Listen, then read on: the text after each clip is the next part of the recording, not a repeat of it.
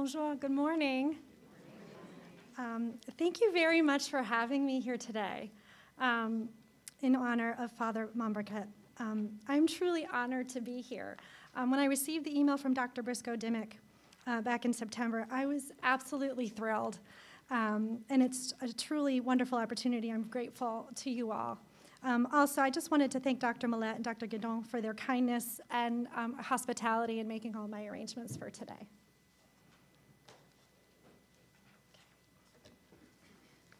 So there are three main objectives for our presentation today, three things I'm hoping you'll learn. First, I'd like for us to consider the universality of current definitions of spirituality. Second, I'd like for us to think about and learn about the research of a new measure of spirituality, which I created called the Inclusive Spirituality Index. And third, I'd like to address the implications of measuring universal spirituality for psychotherapy practice and research. I wanted to start my talk today by telling you two stories of how I came to do research in spirituality. The first story, I was a graduate student, and it was a morning I was driving to Lehigh to have a meeting with my research mentor. We were doing work on clinical supervision. And on the drive there, I remembered my uncle was having surgery that morning. He had cancer, and I had forgotten. And I had forgotten to pray for him. And I started to cry. And I cried my whole drive to school.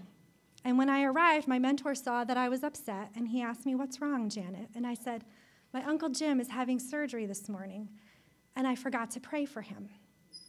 And he said, "Well, that's okay. You're a graduate student. You've got a lot going on. You've got a lot of balls in the air. You're very busy. That's okay." And I thought, it's not okay.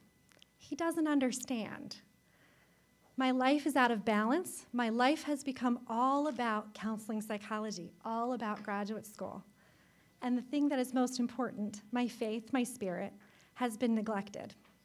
And so in that moment, I made the decision, I'm going to intentionally incorporate spirituality into the work I do, because then I cannot neglect it. And it was at that time that I made the decision for my dissertation to study spirituality. Now, how I came to decide to look at universal spirituality and measure universal spirituality is another interesting story. Again, this was in graduate school, and I went to the American Psychological Association conference in Boston, Massachusetts. I was a young, naive graduate student, and I went to a talk on the spiritual assessment inventory. And during that talk, the big names in spirituality started debating about the title of the instrument. Spiritual assessment inventory, that sounds universal. That sounds like it applies to everyone for whom spirituality is important. But it is not a universal scale. It's actually an evangelical Christian scale. And so great debate ensued in the room among these great thinkers about whether or not universal spirituality could be defined and measured. As a naive graduate student, I left that room thinking, sure it can, and I want to do it.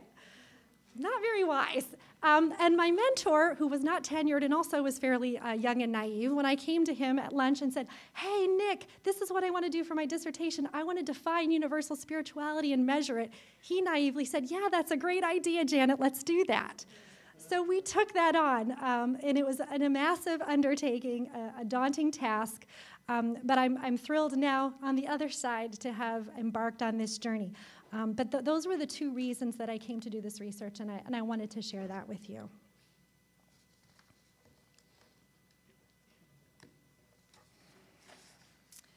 I have to say it's very exciting to be at a conference entitled From Psychology to Spirituality, because I have a room full of people who are already in agreement that spirituality is relevant to what we do as psychologists and counselors. So that's very nice for me to not have to do much convincing today. But there are several indicators in the literature that speak to the importance that spirituality has in psychology, and I wanted to bring those to your attention. First, the research has clearly shown that many clients are seeking psychotherapy that incorporates spirituality. And if we as the psychotherapists don't bring it in, they might be hesitant to do so, because many people are aware of the split between psychology and spirituality. And so it's our obligation as therapists to bring that into the room.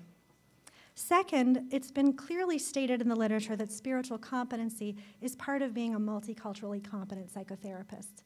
If you want to be adept at using diversity in the room with your client, spirituality should be incorporated. Third, graduate programs in mental health have been consistently urged to include spirituality training with their students. And finally, the research has increasingly been incorporating spirituality in psychology, which is a nice addition to the literature. For these 4 reasons, we really are impressed upon to look at spirituality in psychotherapy.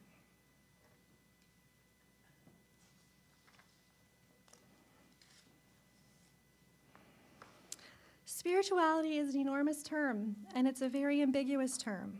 So why should we bother investing time and energy into defining it? Well, there are several reasons that have been cited in the literature as to why it is important to start looking at how we define spirituality. First, it's been stated it's difficult for researchers and participants to know what is meant by spirituality. So participants who are completing spirituality research, they're not sure what they're filling out.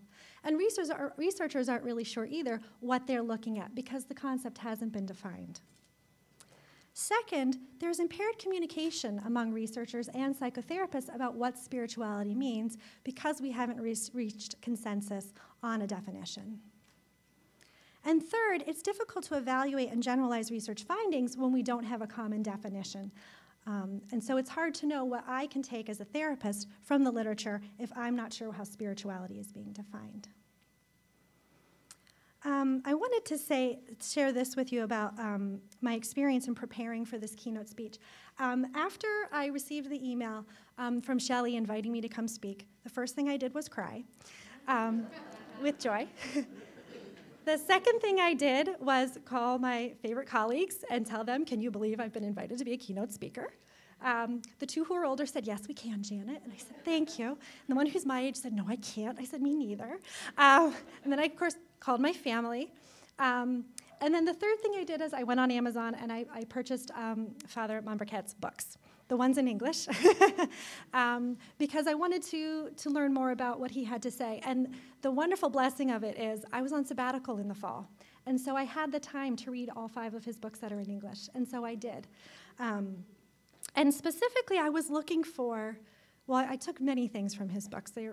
Really, he was a gifted man. But I was hoping for finding indicators that he would be in support of a universal definition of spirituality. And so as I read, I found several indicators of that. And I'm hopeful that he would embrace this effort that I'm attempting to define spirituality universally. I think he would be in favor of this effort. In his book, How to Befriend Your Shadow, he made note that every religious tradition, as well as atheists, have the need for the self and to find healing and to alleviate suffering. And so he seemed to recognize the diversity of needs for spirituality among all people. In Self-Esteem and the Soul, he says there is a non-religious spirituality, described it as autonomous, sensitive to human dignity, and it's searching for free thought and tolerant. And across his 5 books that I read, I noticed that he really addressed diverse religions, both Eastern and Western, and described them and gave examples of them and as they fit in with his thesis. And so I truly believe that a universal definition of spirituality is something that he would be embracing, hopefully.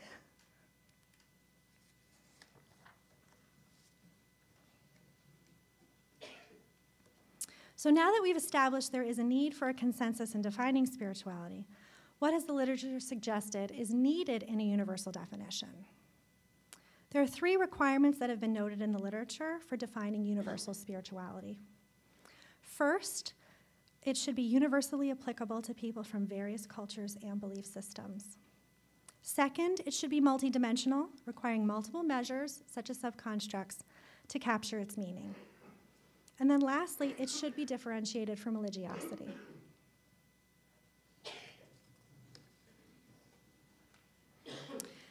To that end, I took several steps to define universal spirituality. It took over a year just to define it. The first step was a thorough review of the multidisciplinary literature. Specifically, I went into the counseling literature, psychology, nursing, medicine, and social work to look at how these different disciplines defined spirituality. After I engaged in that process, I had consultation with 8 experts in religion and spirituality. I conducted unstructured interviews with them and asked for their input on the definition that I had devised.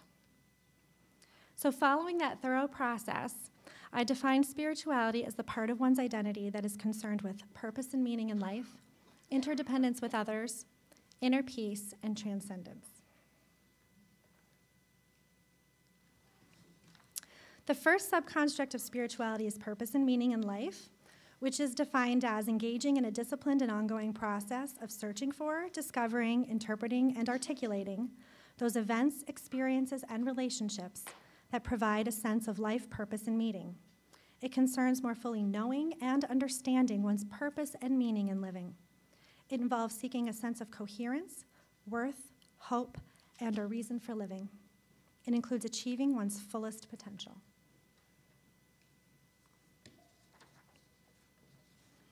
Second, interdependence with others includes having knowledge of and respect for the interdependence among all living things, including humans, animals, plants, the earth, and the universe. It concerns maintaining a sense of community, having an appreciation for diversity, developing a mature concern for others, and advocating for the betterment of humankind. It is an ability to share oneself with self, others, and the universe, and a sense of continuity with one's ancestors. It is the process of understanding oneself in relation to others.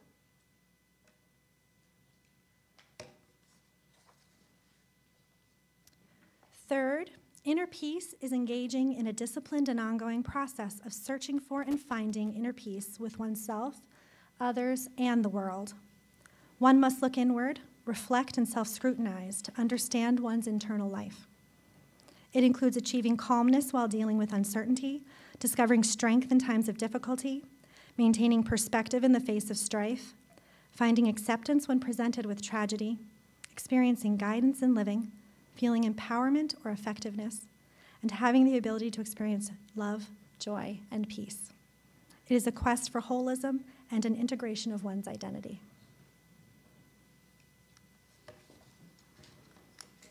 Lastly, transcendence concerns the ability to go beyond the limits of usual experience. It involves a quest to transcend the physical, emotional, intellectual, and social dimensions of life. It is committing to something beyond that which exists in the material world and contemplating the existential questions, such as what is good and bad and what happens after death. It involves the ability to attain wellness or self-healing. Transcendence was the hardest subconstruct for me to define, and I'll be honest with you. After I engaged in my review of the literature, I went to my experts with only 3 subconstructs. I found transcendence so difficult to define, I left it behind. And the consistent response from my experts was, Janet, what are you thinking? You have to have transcendence as a part of your definition. Just because it's hard to define and hard to measure doesn't mean you don't include it. So they pushed me, and I went back and did the work I needed to do in order to start a definition of transcendence, because it truly is crucial. And any definition of spirituality that excludes transcendence, I believe, would be incomplete. So I'm grateful that they pushed me.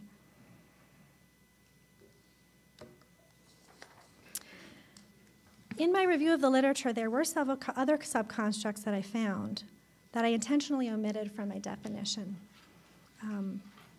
First, I excluded beliefs or values from the definition. This was excluded because beliefs or values derive from your spirituality, but they are not your spirituality itself. And so I felt that because they come from one's spirituality rather than being one's spirituality, that they are something different, certainly related, but something different from spirituality. Second, belief in God or a higher power was excluded. And the reason God or a higher power was excluded was because the aim of this definition is to be universal or inclusive in scope. And so it is intended to include all people for whom spirituality is relevant, including those people who do not believe in God or a higher power. So my definition was intending to include Buddhists, atheists, and so forth. Now, this has been the most controversial part of my definition, the exclusion of God in overt, concrete language. I had one reviewer say to me that my definition would require a rebuttal from a theistic psychologist. I wondered if I could write my own rebuttal, because I am a theistic psychologist. I don't think that's what he had in mind, though. And so this has been, I think, the most challenging part of the definition for some people is that God's name is not explicitly stated in the definition. Third, religiosity was excluded from the universal definition of spirituality. Religiosity has been defined as theistic beliefs, practices, and feelings that may be expressed institutionally and denominationally, as well as personally. And the research has suggested that religiosity and spirituality, though often related, are also separate at times. And so having unique definitions for the two seems warranted.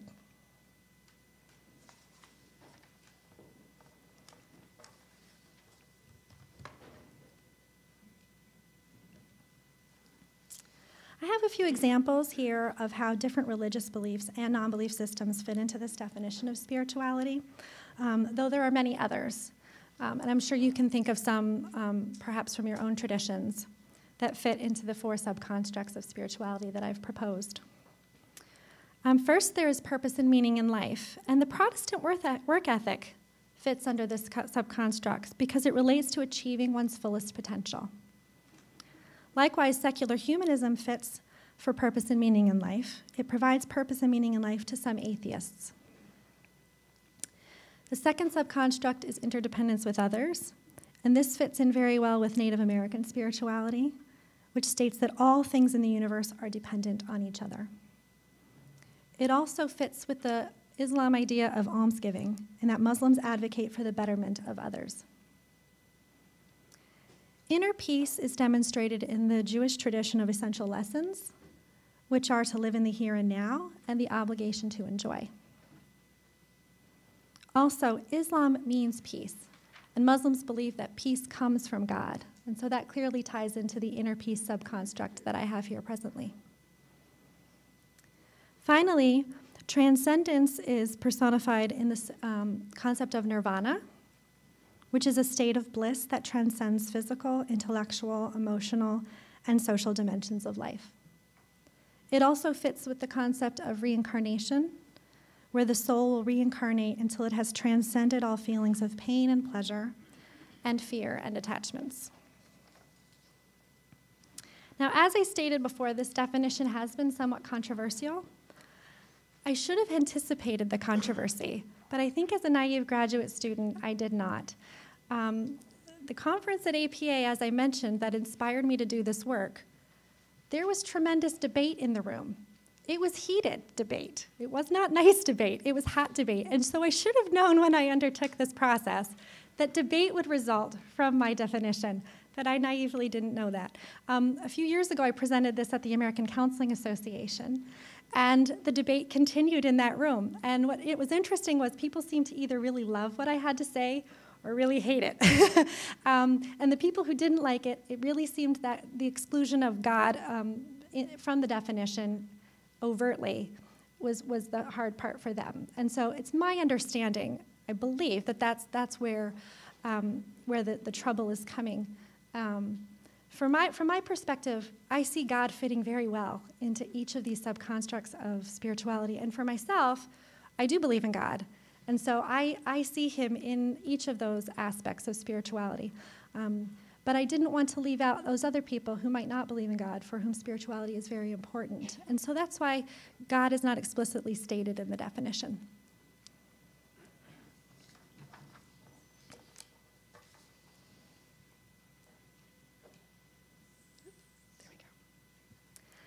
So I used the aforementioned definition of spirituality to create a new universal measure of spirituality. There was only one universal measure of spirituality in the literature, and unfortunately, it didn't have strong psychometric properties, and so there seemed to be a need to define spirituality universally and then measure it universally.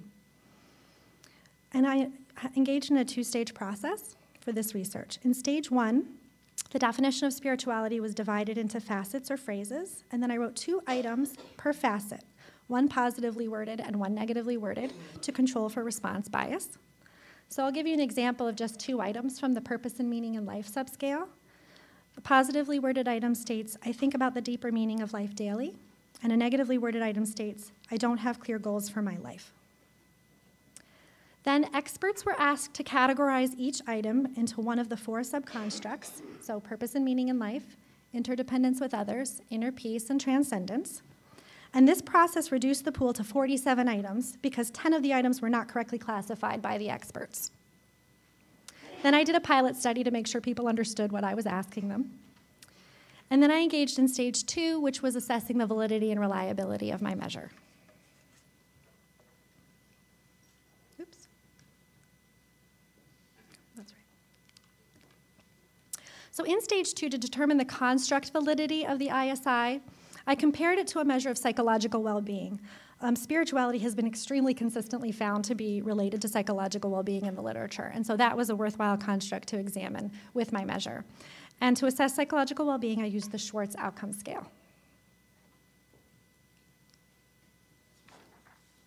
Second, the ISI was examined in relation to religious fundamentalism, which is defined as the belief that there is one set of religious teachings that contain the fundamental truths that must be followed according to the practices of the past.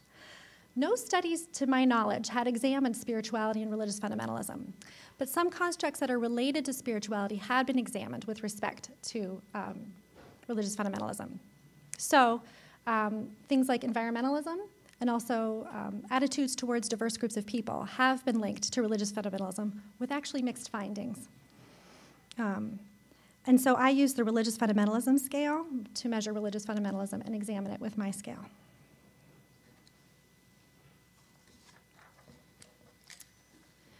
Third, concurrent validity was assessed by relating the ISI to an established measure of spiritual well-being. Spiritual well-being includes both religious well-being and existential well-being, as measured by the spiritual well-being scale. This is actually the most widely used spirituality scale in the literature, but it does assume a belief in God, and it also has ceiling effects. So highly spiritual people kind of all just look the same on this measure. And so, but because it's so widely used and widely accepted, it was a worthwhile measure to include in my study. Finally, to establish discriminant validity, I examined the ISI with a measure of social desirability. Social desirability contains 2 components. There is self-deceptive positivity, which is the tendency to give self-reports that are honest but positively biased. And then there's impression management, which is a deliberate self-presentation to an audience. So that's like faking good on purpose. Really, that's kind of lying. Whereas the other one is a general perception of the self as positive. Social desirability has been looked at in these types of studies with highly value-laden constructs. So spirituality is very highly value-laden. People want to be perceived as spiritual, and so assessing social desirability is an important component to this type of scale construction. And I use the balanced inventory of desirable responding to assess for social desirability.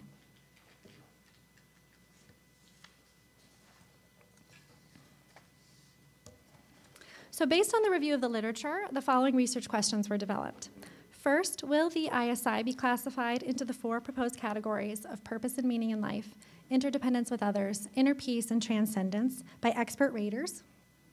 Second, will the 4 theoretically constructed subscales, again, purpose and meaning in life, interdependence with others, inner peace, and transcendence, be confirmed using confirmatory factor analysis? Will it be a reliable measure? Will it be a stable measure using test-retest reliability? And will it correlate as predicted with psychological well-being, religious fundamentalism, spiritual well-being, and social desirability?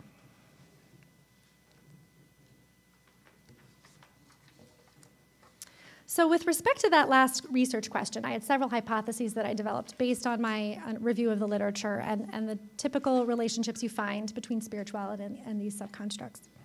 First, there would be a significant positive relationship between spirituality and psychological well-being. Also, there would be no relationship between spirituality and religious fundamentalism. Further, there would be a significant positive relationship between spirituality and spiritual well-being. And then finally, there would be a moderate relationship between spirituality and social desirability.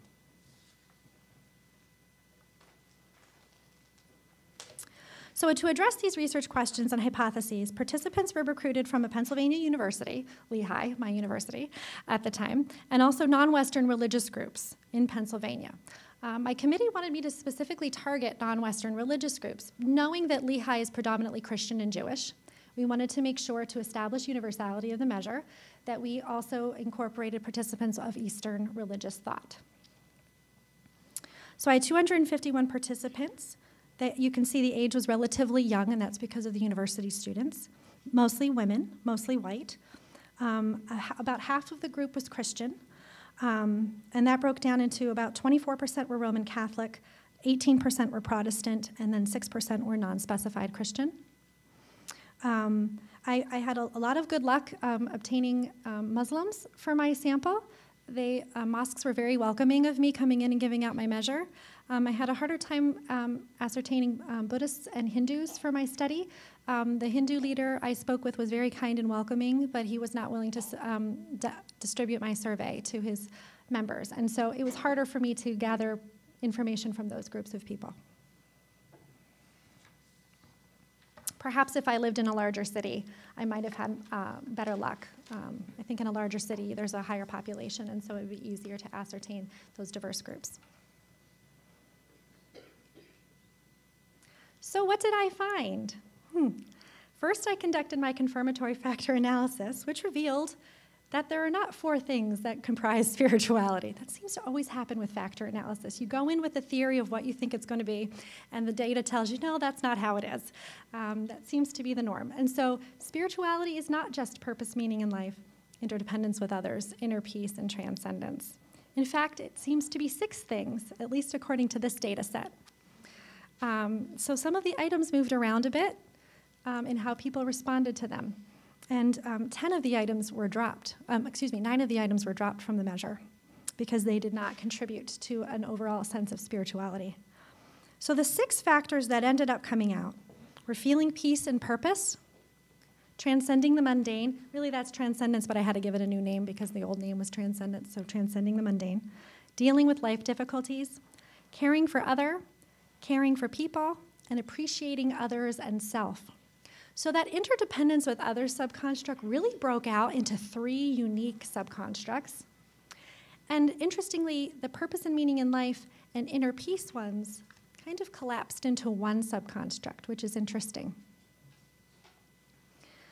What this means is that spirituality, inclusive spirituality, is more complex than I thought, which is hard to imagine, and more complex than what is suggested in the literature by theorists.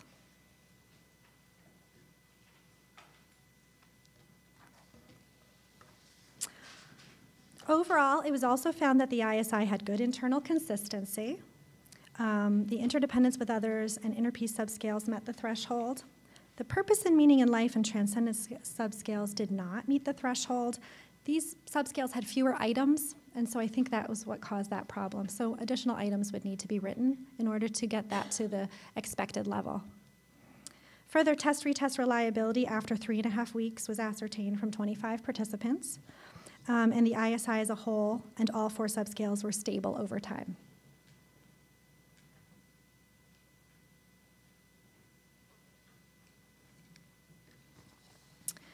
Finally, let's discuss the results that pertain to the 4 aforementioned hypotheses. The first 3 hypotheses help to establish the construct validity, demonstrating that I actually am measuring spirituality. And then the 4th one looked at discriminant validity to make sure I wasn't measuring something I didn't want to measure. So the first hypothesis was supported, and that spirituality was found to be positively related to psychological well-being. This is consistent with what the literature has shown.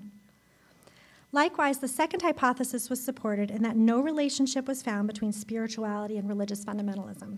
I think that that's likely a very complex relationship between spirituality and religious fundamentalism.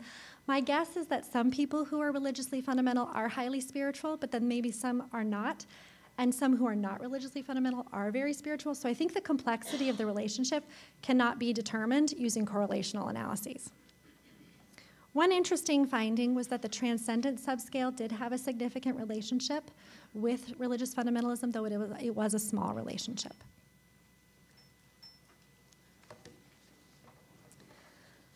Third, it was found that spirituality was positively related to spiritual well-being, thank goodness. Now, interestingly, the inner peace subscale did not reach the threshold.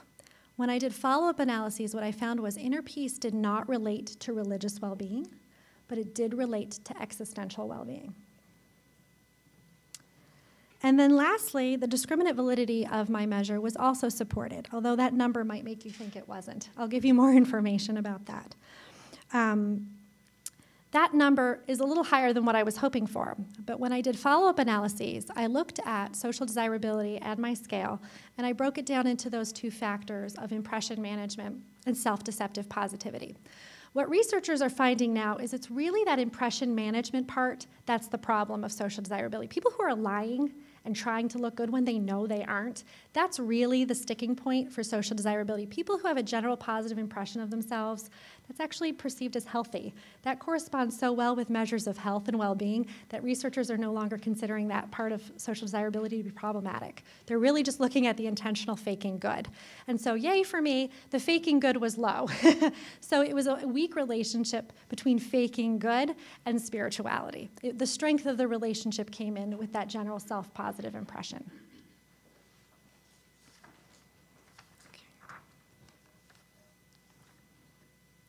Now, there were several limitations to my study that I'd like to note. First, a more diverse sample with respect to age, religion, geographic location, and socioeconomic status is preferred. Secondly, I had some items to assess for agnosticism and atheism, and they just weren't clear to my participants. 25 people, so 10%, failed to respond, which means they were bad items. And so I've since, I'm going to get into it in a little bit, my students are doing this work on an ongoing basis. They use a better measure of those things than I did. Third, reliance on a single measure, self-report approach, might have introduced biases. It's just one simple way of measuring spirituality when there can be many other ways to measure it. And then lastly, spirituality is exceedingly complex. It's a multifaceted concept, and defining it and measuring it using quantitative means is limited. I do recognize the limitations of that for sure. So as I mentioned, I have some graduate students who are continuing this research for their own theses and doctoral projects, which is really exciting and wonderful to have students who are wanting to pursue this area with me. So far, 4 of my students have used the ISI, and I have 3 more who are currently using it. So I'm very proud of them and the work they're doing, and so it's exciting for me to be able to share with you what they've done as well. 2 unique populations have been sampled by my students using the ISI, and they are Catholic sisters and also alcoholics. So my one former student, Daniel Palmer, found positive correlations between spirituality and mindfulness in the older women religious.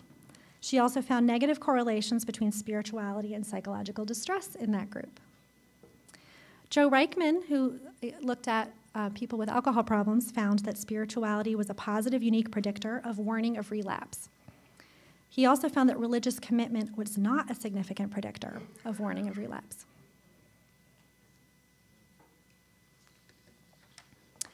In addition, 3 of my students have examined spirituality in psychotherapists and psychology trainees. It's nice because it combines my other area of research, which is clinical supervision.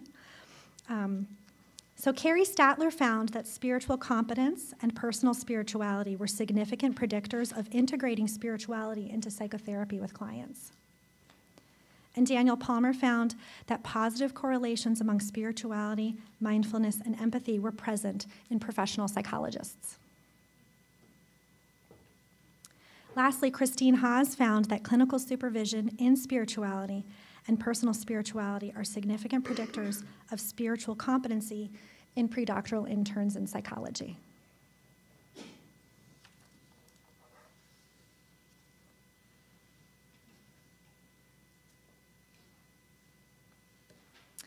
So what can we conclude from all this research on the ISI? First, because strong relationships were found between psychological well-being and spirituality, I believe it would be wise for counselors to address spirituality with their clients. If you're hoping to make your clients feel better and be more well, spirituality might be a useful resource for them. Secondly, no relationship was found with religious fundamentalism and spirituality. So you might want to assess both constructs when working with a client who you perceive as religiously fundamental. We don't really understand the nature of the relationship between those two things. And so understanding their religious fundamentalism as well as their spirituality will be most useful in helping them incorporate their faith or their spirit into their clinical work.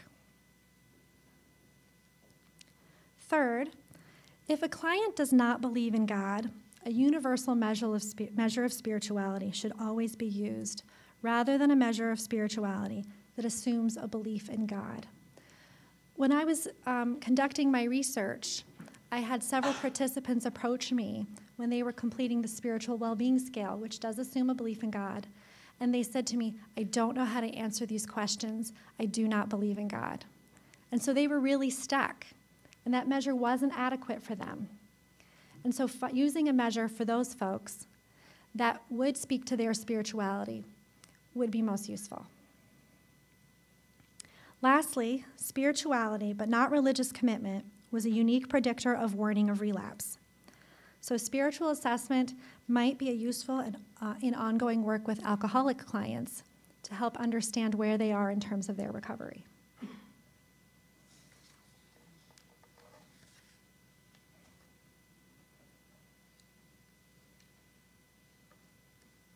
These studies' findings also provide some insights into the psychotherapist and not just the client. First, it was found that personal spirituality affects psychotherapy practice. So those who are more spiritual are more likely to integrate spirituality into their work with clients. They're more likely to be spiritually competent, and they're more likely to be empathic towards their clients. Second, it was found that spiritual training to increase trainees' spiritual competence and also clinical supervision focused on spirituality affects spiritual integration into psychotherapy with clients. Therefore, I think coursework in which psychotherapy trainees learn more about spiritual competencies as well as explore their own spirituality would be beneficial to those students and to the clients with whom they work. Also, clinical supervision should attend to clients' and trainees' spirituality to ensure appropriate integration of spirituality into the psychotherapy. Now, in my experience as a clinical supervisor, trainees really have struggled with the integration of spirituality. Now, my guess is you don't have this problem here because your program automatically integrates it, which is a beautiful thing. Marywood University is a Catholic university, and yet consistently the experience I have with my students is they're afraid to talk about spirituality, not only with their clients, but also in clinical supervision. They haven't received much training on it in our program, which I find to be a travesty. We have a diversity course they're all required to take, but it focuses more on things like race and gender and sexual orientation.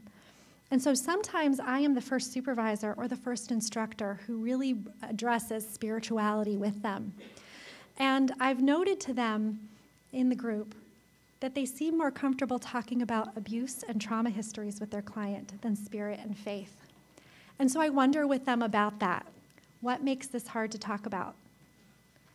And then we bring it into the here and now. What makes this hard to talk about in supervision?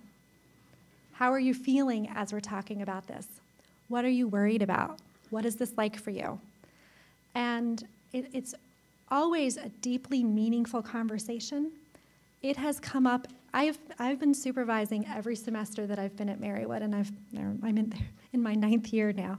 So I've supervised lots of students. It comes up every single semester. And I think it's important as a supervisor, I don't know how many supervisors there are in the room, but I think it's important as a supervisor to initiate the conversation and to go there with the students, to let them express their fears and their hesitations, because unless they can work through those things, they won't be able to effectively address these issues with their clients. And so part of my goal is to always do that. I also have a pipe dream that I'm going to create a class on spirituality and psychotherapy in my free time. I think that would be an awesome elective, and I know both my doctoral students and my master's in counseling students would gravitate towards it. So that's, when in my free time, I'll come up with that. But I think it would be really vital for them to have more training because they are so afraid of bringing it up. If they have the understanding and if we work on building their competence, they will go there with clients, and that will meet the needs since most of our clients are looking for spirituality to be incorporated into their counseling work.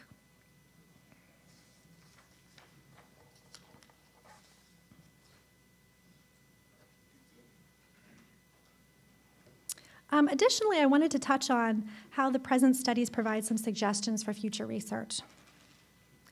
First, theorists and researchers should evaluate and further develop the current inclusive definition of spirituality.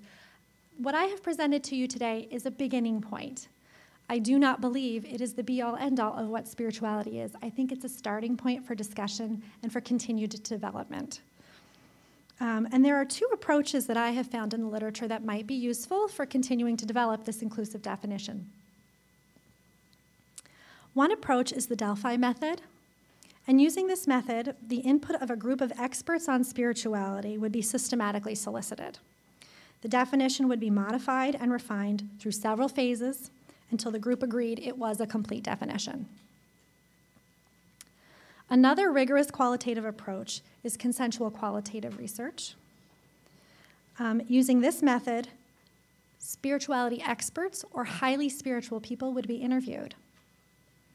And then there would be an examination of the common themes across participants to develop a definition of inclusive spirituality.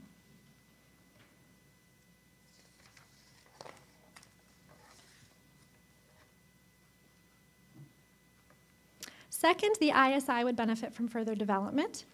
Researchers should continue to investigate the reliability and the validity of the ISI. My students have continued to do that. I didn't want to bore you with all the reliability and validity data, but they have continued to do that, which is nice, obviously using broader samples than what I used in my initial validation study. And also a re-examination of the six-factor model with different participants would be useful. So the nice thing, again, about having graduate students who've done this work, I do have quite a large data set that I could access from all their work to re-examine the six-factor model. Again, in my spare time, I'll be looking to do that. Also, norm development of the ISI should begin. Evaluating scores with diverse samples will affirm the inclusive nature of the ISI. Specifically, I believe that different religious and non-religious groups should be sampled intentionally to determine the norms, to see how they rate on the ISI and find out, is it truly inclusive and is it adequately measuring spirituality for those different groups? Thank you very much.